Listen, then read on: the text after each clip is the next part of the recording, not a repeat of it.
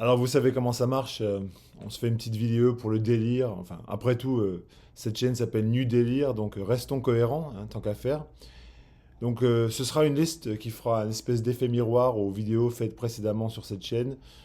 La pop indé d'outre-Manche, 80 à 93 et 93 à de nos jours, je pense. Bah, cette fois-ci, ça va être la pop indé d'outre-Atlantique. Enfin, il n'y a que des disques que je kiffe. Enfin, j'adore ces disques. Je suis archi fan. Je sais même pas si je suis légitime pour en parler, tellement j'adore certains de ces disques. Puis vous ne laissez pas dérouter ou amadouer par le terme pop indé, parce que pour moi, ce que j'appelle pop, c'est ce qui a de la mélodie en fait. Simplement, je ne vais pas me cantonner à. Pour moi, la pop, c'est pas Madonna, c'est un tas de choses, vous allez voir. Voilà, je voulais faire cette vidéo juste parce que pour le kiff, quoi, parce que c'est des disques tellement bien. Donc il y aura deux parties certainement, peut-être trois même, mais aujourd'hui on va faire de 80 à 92, 13. Pas vous surprendre, il n'y a que des classiques là-dedans. Bon, on va commencer avec un disque, je l'adore tellement, je ne sais même pas comment en parler. Le premier album des Phillies, Crazy Rhythms, le groupe de Bill Million et de Glenn Mercer. Enfin, je veux dire, pour moi, c'est tellement un énorme ovni de musical, ce truc. Donc, ils étaient très clairement influencés par Can, parce que la batterie, il y a ce rythme motorique qui est frénétique, en fait. Il y a cette énergie nerveuse. C'est du post-punk, c'est de ce que je l'appellerais de art rock, mais enfin, on voit qu'il y a cette influence Modern Lovers. Ils adorent les Beatles, c'est clair, parce que le sens de la mélodie est imparable. Il y a que des chansons incroyablement bien construites qui commencent de façon très lente, lancinant. Ça vous emmène dans des univers, enfin, The Boy with Perpetual Nervousness, Facela, qui est un peu le hit joyeux de cette, alors on voit la pochette, on se dit les mecs ils sont premiers de la classe, hein, ça fait vraiment. Mais bon, c'est ce côté nerd qui sort de ses gonds. Euh, Loveless Love. Enfin, je veux dire Original Love, puis la chanson titre Crazy. Enfin, je veux dire, si vous connaissez pas ce disque, je peux pas vous encourager plus. C'est un des sommets du post-punk. C'est voilà, quand on parle de, je sais pas moi, de Joy Division en Angleterre, la réponse un peu, c'est moi je trouve que c'est les Phillies ou ce groupe-là. Évidemment, qu'est-ce que je peux dire sur cet album? Si je faisais un top 20 de mes disques préférés de tous les temps, cet album il serait tout le temps, toujours, tellement je l'adore. Moi j'ai envie des gens en fait qui n'ont jamais entendu ça et qui vont entendre ça pour la première fois parce que c'est tellement improbable, c'est tellement incroyablement bien joué. Bon, j'aurais pu, vu que mon top, il commence pas mon top, ma liste, elle commence en 1980, mais j'ai pas pu inclure des albums comme More Songs About Food and Buildings, Buildings and Food, pardon, euh, qui pour moi, c'est un sommet aussi. Mais bon, ça, voilà, il y a que des chansons incroyables dessus, The Great Curve. La chanson qui commence l'album, Born Under Punches. Je veux dire, ce cri qu'il y a au début, et puis Take a look at his hands. Enfin, moi, je l'ai vu en concert, David Byrne faire ça, et ça a solidifié pour moi cet amour de cette musique qui est, bah, c'est hyper original, et il y a des chansons qui sont même cachées là-dedans. Par exemple, Listening Wind. Qui va écouter Listening Wind en isolation? Enfin, je vous encourage. C'est tellement mélancolique, c'est beau à pleurer, c'est d'une finesse incroyable. Le message est puissant et pur. Et puis à la fin, il y a une chanson qui s'appelle The Overload. Je ne sais pas si vous avez déjà entendu parler de cette histoire un petit peu. Mais apparemment, David Byrne aurait lu une critique de Unknown Pleasures de Joy Division dans le journal. Enfin, voilà. Et en lisant la critique, il a imaginé le son de Joy Division et ils ont reproduit ça sur The Overload. Vous écoutez The Overload, c'est Joy Division. Ah, c'est un truc, c'est un truc de malade. Bon, après, je peux pas passer 3 heures sur Remain Light. Vous le connaissez tous. Je l'adore. Je veux juste professer mon amour pour cet album. J'adore. Un groupe de Athens en Géorgie, le grand groupe très très méconnu à mon avis, Pylon, un quatuor avec cette voix superbe de Vanessa Ellison qui est la chanteuse, mais c'est un groupe de post-punk très angulaire, ça me rappelle beaucoup des choses comme The Gang of Four, ou bien, je sais pas moi, The Mekons, ou les Slits peut-être. Mais il y a ce côté punk-funk absolument, voilà, espèce d'énergie frénétique. Il y a des, il y a- Moi je dirais, il n'y a pas vraiment de gros hits là-dessus. C'est un album qui s'écoute de bout en bout. Euh, c'est vraiment un album qui s'écoute comme un album, plus que si on prenait une chanson ou deux. Mais bon, quand même, Read the Book, c'est excellent. Volume, c'est excellent. Enfin, voilà. Que puis-je dire? Si vous connaissez pas cet album, je vous recommande Pylon. C'est leur premier album. Euh, voilà. Côté punk-funk, assez génial. C'était d'ailleurs des amis, des potes de R.E.M., dont je vais parler plus tard, évidemment. Ok, ensuite, un groupe américain, mais très anglophile en, en esthétique, en son, on va dire. Le groupe Toxic the Moon, avec leur troisième album, Desire, qui est sorti en 1981, il me semble. Euh, donc, enregistré en Angleterre, mixé en Angleterre, mais évidemment, le travail de ce groupe de San Francisco, euh, avec ces deux. Ah bon, Blaine Reininger, c'est quand même, je pense, le leader spirituel de Toxic the Moon, mais bon, Steve Brand aussi, qui chante, effectivement. Moi, je trouve que cet album, bon, il y a ce côté rock expérimental, donc c'est sorti sur Ralph Records, qui est le label des Residents, qui est le groupe avant-garde expérimental par excellence de cette époque, bon, moi, je trouve que c'est assez inclassifiable, les Residents. Et s'ils ont signé Taxi the Moon sur leur label, c'est pas pour rien. Eux, ils prenaient des gens qui étaient dans en fait, leur orbite un peu, leur façon de penser à eux, hein, effectivement. Et puis donc cet album, on a ce côté un peu, voilà, jazz tordu, post-punk, ténébreux. On a un côté vraiment Joy Division aussi là-dessus. Si vous écoutez la première chanson, East Jinx, moi ça me rappelle beaucoup une espèce de Unknown Pleasure, mais plus glauque, euh, plus mortifère, quoi. Voilà. Si vous aimez le post-punk, un peu à l'anglaise, n'hésitez pas. Taxi the Moon. Je vous recommande plein de leurs albums, parce qu'ils sont géniaux. Ensuite, un autre album qui est relié aux Talking Heads, le premier album du Tom Tom Club. Donc voilà. Tina Weymouth et Chris Frantz des Talking Heads ont formé ce groupe. Voilà, ce projet où ils sont partis à Nassau, aux Bahamas, dans le studio de Highland. Et puis ils ont utilisé évidemment toute l'expertise des mecs qui jouaient là-bas, NASA, All Stars, donc des gens comme Wally Badaru, Sly and Robbie, tout ça, qui faisaient partie de cette écurie Island Records. Et puis voilà, bah, ça se voit sur la pochette, c'est un album très ensoleillé, très fun, très funky. Rien que pour Wording, Rapping Hood et puis Genius of Love. Enfin, je veux dire, cette mélodie de synthé au début, c'est un truc de dingue. Pour moi, rien que pour cette chanson, j'aurais cet album. C'est tellement. Enfin, moi, je trouve ça tellement joyeux. Ça me rappelle.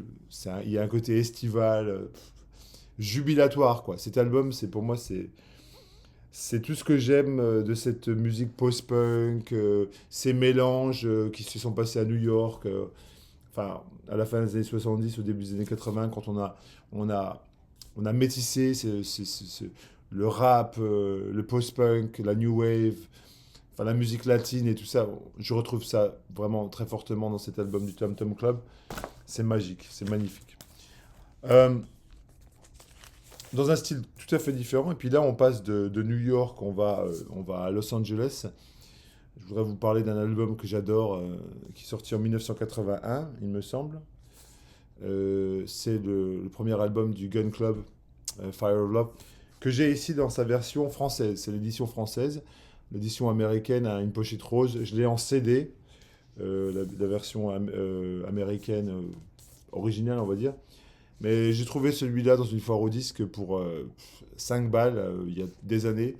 Et donc je l'ai pris aussi parce qu'il n'était pas dans un super état. Vous voyez, il est un peu défoncé. Mais quand même, bon, pour moi, c'est un album tonitruant, cet album. Je crois que quand on écoute un groupe comme les White Stripes, qui est venu bien après, tout ce qu'ils ont essayé de faire, c'est de reproduire ce qu'il y avait là-dedans, note à note. Hein. C'est cette espèce de blues bâtard qui mélange le blues et le punk. C'est pas. Bon, ben voilà, c'est ce côté garage, mais. Donc on a Jeffrey Lee Pierce, ce chanteur, cette icône en fait de la musique indé américaine, complètement déjanté.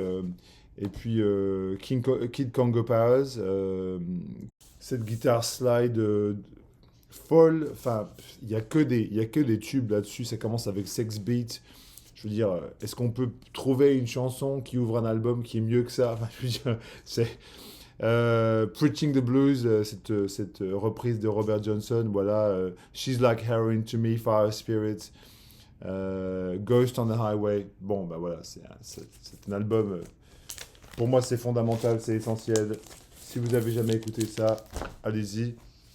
Ensuite, toujours à Los Angeles, un album pour moi qui est pareil, essentiel dans ma collecte. Enfin, je veux dire, à tous les niveaux, c'est un album que j'ai écouté 150 000 fois. The Dream Syndicate, The Days of Wine and Roses. Il me semble que c'était leur premier album.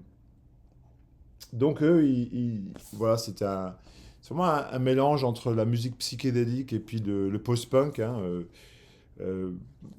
peut-être à 50-50. Hein. C'était un groupe qu'on avait classé plus tard dans une espèce de mouvement néo-psychédélique qu'on appelait le Paisley Underground. Mais bon, après, moi je trouve que c'est un disque qui est un disque de post-punk presque classique. Hein. Alors c'est le groupe de Steve Wynn et qui aussi a Kendra Smith à la base, dont je vais parler un peu plus tard, parce qu'elle a fait aussi un autre super disque que j'adore. Là, pour moi, c'est magique. Tell me when it's over, definitely clean. Then she remembers, that's what you always say. Et puis la chanson titre, un bijou absolu qui dure, je sais pas, une dizaine de minutes à la fin. The Days of Wine Roses, une, voilà, encore une fois, je disais ça pour les Phillies, une énergie frénétique, euh, un rythme effréné.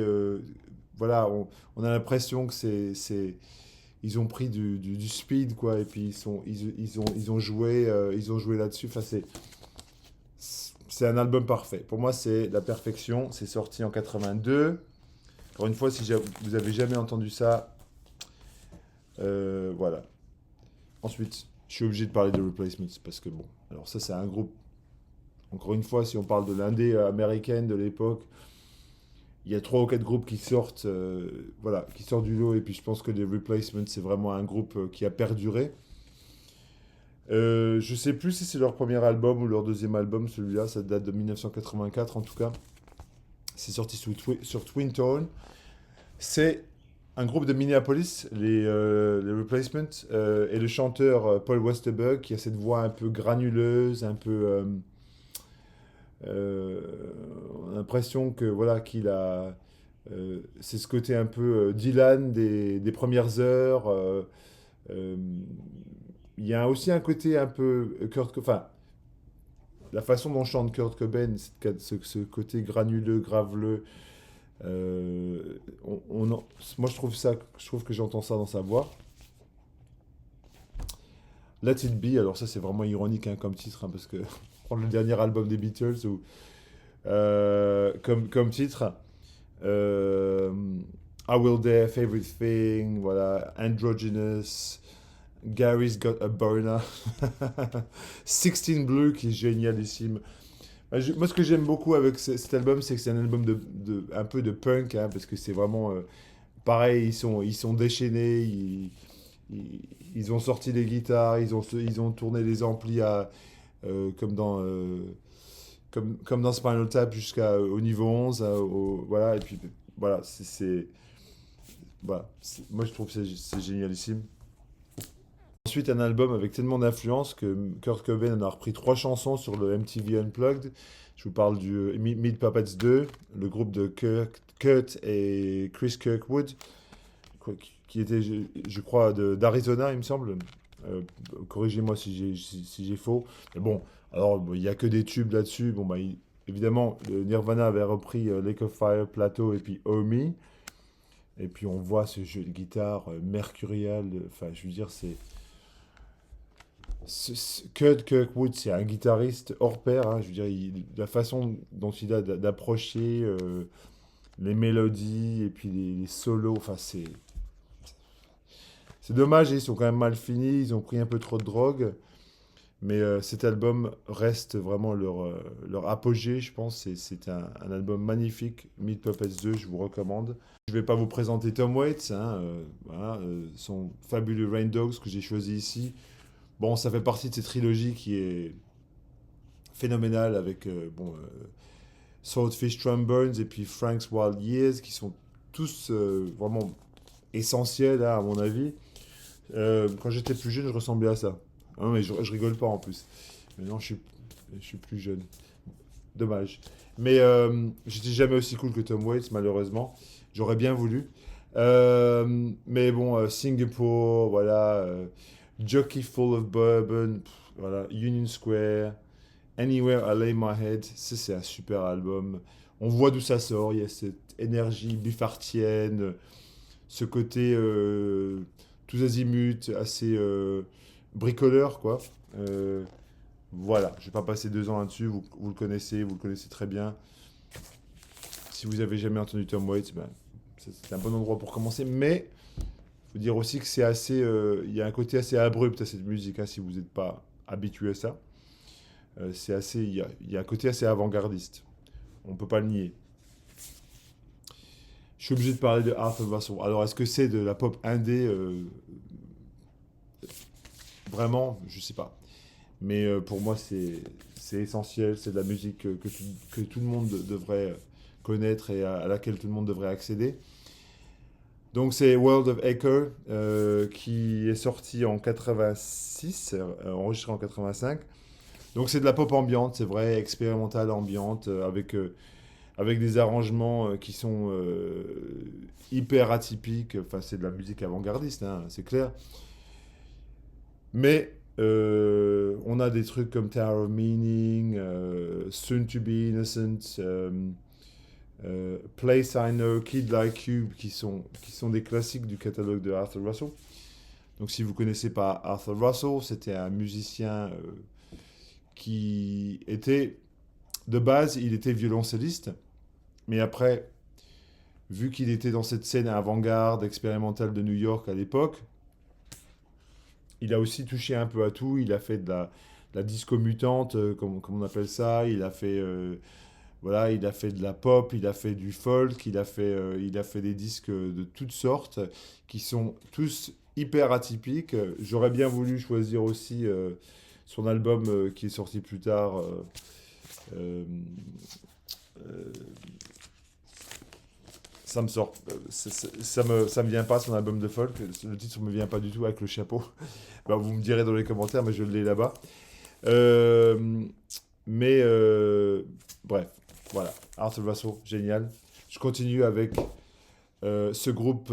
Donc je parlais de Dream Syndicate, et là c'est un groupe qui est affilié à ça. Donc c'est Kendra Smith de Dream Syndicate qui chante. Le groupe s'appelle Opal, Happy Nightmare Baby. Donc ça c'est vraiment la continuation du Dream Syndicate, mais avec Kendra euh, au chant.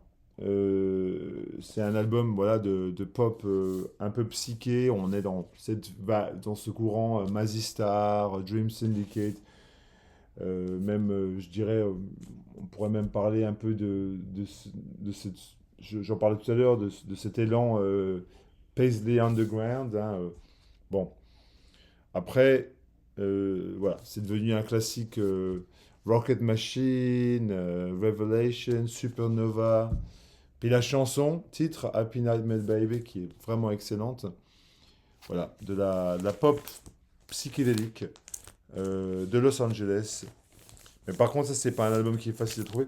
Ce qui est intéressant, c'est que c'était sorti sur SST à l'époque. C'est vraiment un label qui était plus dans ce côté punk. Alors, vous allez me jeter voilà, votre clavier à la gueule, là, quand vous regardez ça. Mais j'arrivais pas à choisir entre Murmur et Document. Je me dis, je voudrais bien mettre les deux albums. Et il se trouve que j'ai l'album qui rassemble ces deux albums, Eponymous. Bon, ben voilà. Alors, et puis surtout, j'adore le. Puis de toute façon, c'est ma liste, alors je m'en fous. Si vous n'avez pas regardé, vous ne regardez pas. Vous avez ce Michael Stipe avec des cheveux. C'est incroyable. Euh, The air brushed my face. Voilà, ben oui, mais il avait bien anticipé le monde des années de maintenant. Hein. Alors, il y a tout là-dessus. Il y a Radio Free Europe, il y a Talk About the Passion, So Central Rain, il y a Driver 8, il y a Finest Work Song. Enfin, il y a que des super chansons de cette époque-là. Mais bon, après, voilà. Si je vais. Pour moi, la vérité, c'est que mon album préféré de R.E.M., c'est Automatic for the People, et puis de loin d'ailleurs.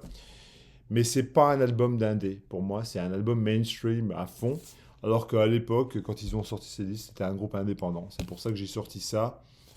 Ne m'en tenez pas rigueur, s'il vous plaît, parce que bon, c'est aussi que. Voilà. C'est ma liste. Donc voilà. Je continue. 88. Comme bah, ça, c'était un album de 88, hein, celui que je viens de sortir. Bah, c'est une compilation de 88. 88, bon, un monstre sacré de la musique indépendante américaine. Le grand, le géantissime, le mastodonte Daydream Nation. Pour moi, Daydream Nation, c'est vraiment la culmination de,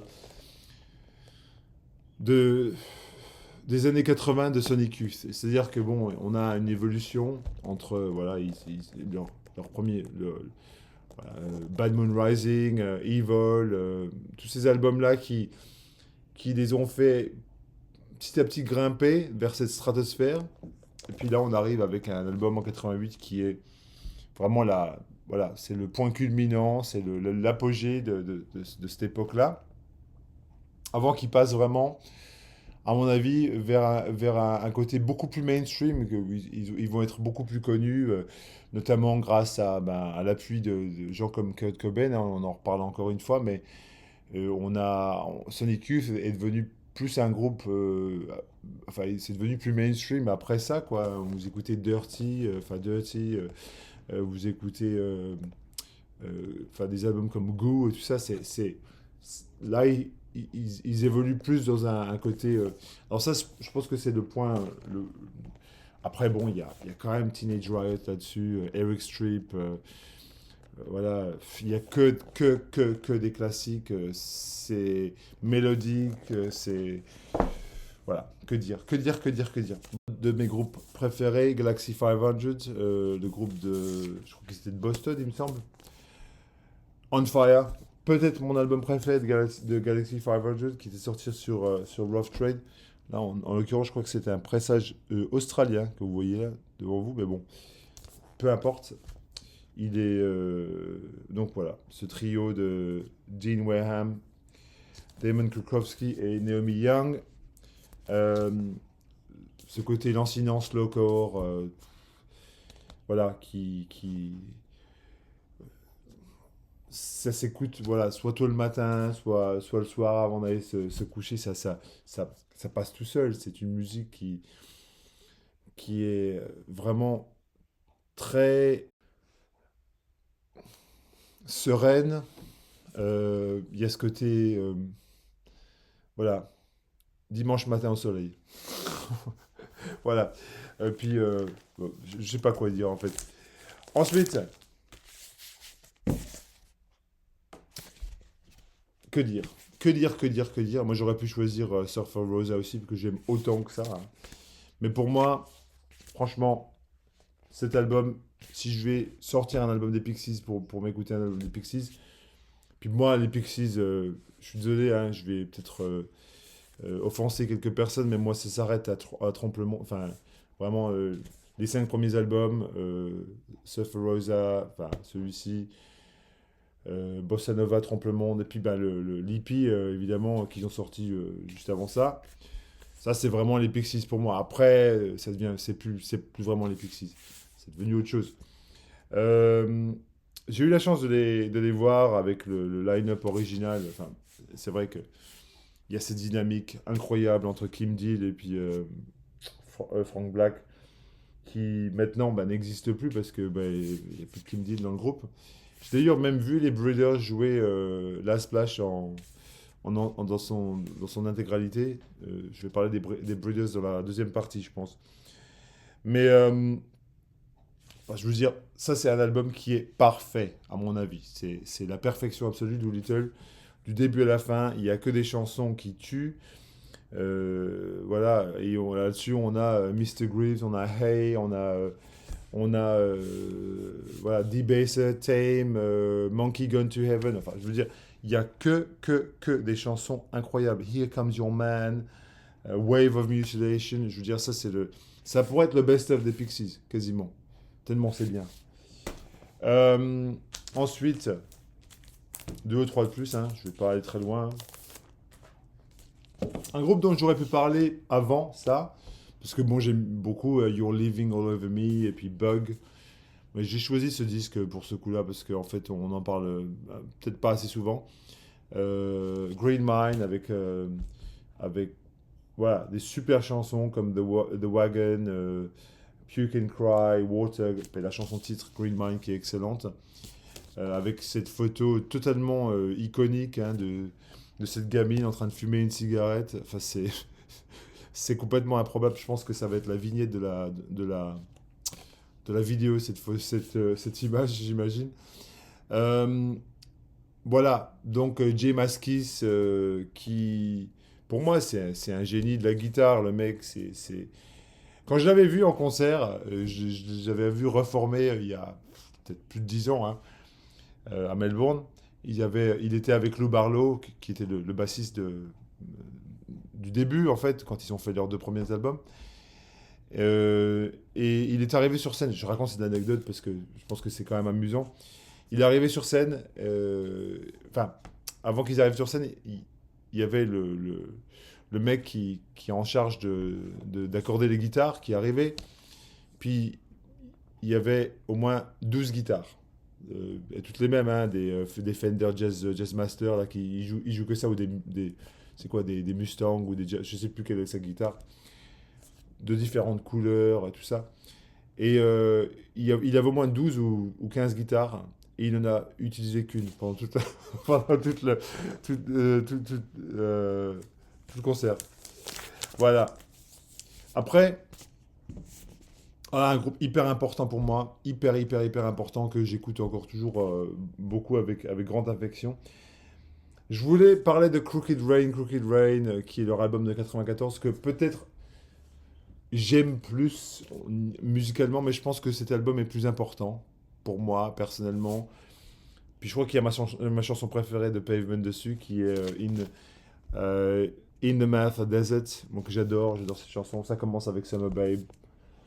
On a l'impression que le mec qui joue de la batterie, il joue sur une boîte en carton, tellement c'est basique, c'est tellement DIY.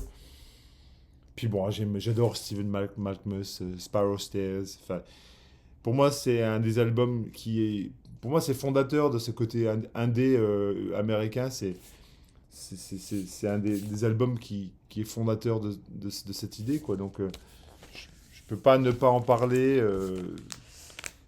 Après, voilà. Je dirais peut-être que j'aurais dû inclure Crooked Rain, mais bon. Pareil, un autre groupe hyper fondateur dans cette mouvance, hein, c'est quand même Beat Happening, le groupe de Calvin Johnson, qui est voilà, ce qu'on appelle du slacker rock, donc du rock de feignant, quoi.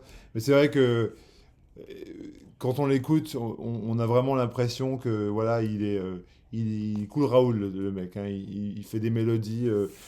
L'impression qu'il est toujours assis sur une chaise en train de jouer de la guitare tranquillement. Ça, c'est ce qui a lancé des mecs comme Mac DiMarco. Enfin, bon, c'est clair. Je pense que ça a dû être une influence sur Beck aussi, hein, très clairement. Mais ça, c'est leur meilleur album, je pense. Il est sorti en 92. Et puis, il a été réédité assez récemment, hein. Ça, c'est une réédition, hein. J'ai pas l'original de ça, mais c'est magnifique. Il y a que des chansons hyper catchy, mais voilà, tranquille, pépère, quoi. Puis le dernier, qui est un album, je pense, qui est hyper méconnu, mais je vous encourage, parce qu'il a été réédité il n'y a pas tellement longtemps. C'est cet album de Jonathan Richman, le leader des Modern Lovers, I, Jonathan, eh oui, un album de 92, qui est, voilà, c'est la joie et la bonne humeur à l'état pur. Les paroles sont dinguissimes. On a une chanson qui s'appelle Velvet Underground. Et puis, alors, il y a deux chansons pour moi qui sont je veux dire, c'est tonitruant, quoi. Velvet Underground, qui est une chanson, une déclaration d'amour à son groupe préféré, le Velvet. Parce qu'il faut dire la vérité, Jonathan Richman, c'était le plus grand admirateur de Lou Reed. Enfin, je veux dire, il vénérait le mec d'une façon quasiment mortifère, quoi. Et, mais surtout, le truc, c'est I was dancing at a lesbian bar. Si vous avez jamais entendu cet album, allez écouter cette chanson. C'est Voilà, c'est de l'humour à l'état pur, mais c'est tellement bien joué, la mélodie est excellente. Pour moi, ça, c'est un des tout meilleurs albums de Jonathan Richman. Et de loin, quoi. Et si vous ne le connaissez pas, Voilà. Donc, je vais finir avec ça, maintenant. J'espère que ça vous aura plu, inspiré, enfin, voilà.